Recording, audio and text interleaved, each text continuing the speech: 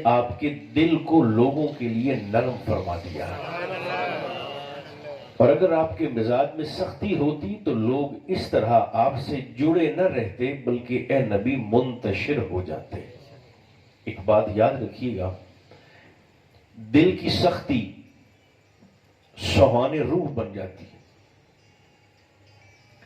جیسے جسم کا کینسر ہے، روح کا کینسر دل کی سختی ہے. اور یہ تمام کے تمام فسادات کی جڑ ہے. فساد کا معنی صرف جھگڑا نہیں ہوتا بلکہ ہر گڑبڑ کی ابتدا وہ دل کی سختی سے ہوتی ہے.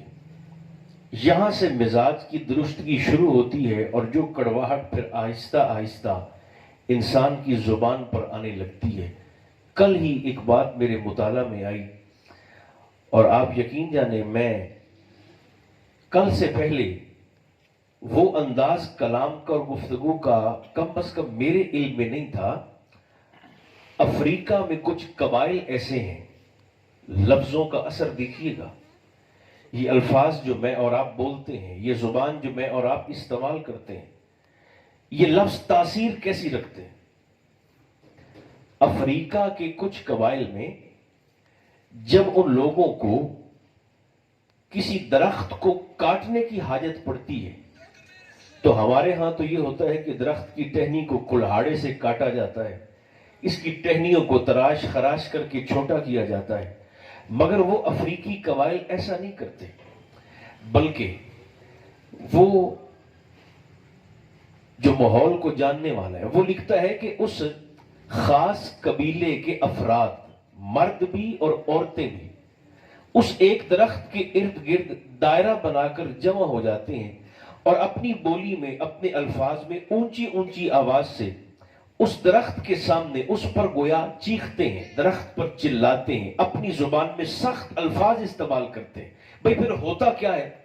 وہ کہتے ہیں کہ جب 25 30 40 بندے اس درخت کے گرد حلقہ بنا کر اپنی بولی میں، اپنی زبان میں اس درخت کو گویا ڈانٹتے ہیں، اسے گالیاں دیتے ہیں، وہ لکھتا ہے اس درخت کو پھر کاٹنا نہیں پڑتا. ایک وقت ایسا آتا ہے کہ وہ درخت خود بخود سوکھ جاتا ہے. اب یہ فیصلہ میرا خیال ہے ہر حساس شخص کے لیے کرنا آسان ہو گیا کہ لفظ تو بھائی اثر رکھتے ہیں، سخت ہوں گے تو بھی تاثیر رکھیں گے، نرم ہوں گے تو بھی اپنا اثر رکھیں گے.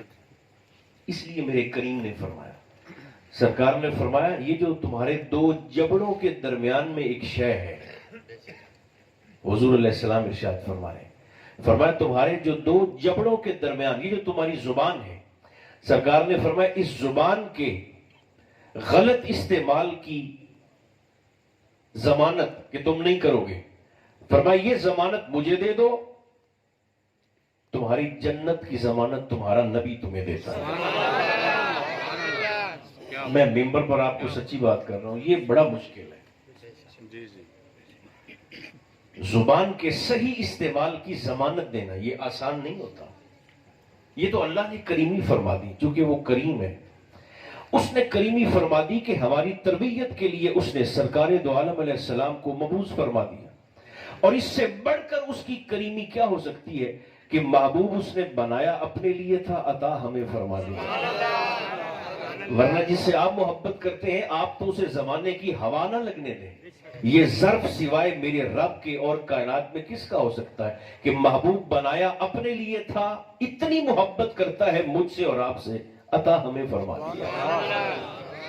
یہی وجہ ہے قاضی ایاز مالکی رحمت اللہ تعالی علیہ آپ فرماتے ہیں اگر حضور تشریف نہ لاتے تو لوگوں نے ایک دوسرے کو ہی نوچ نوچ کے کھا جانا تھا.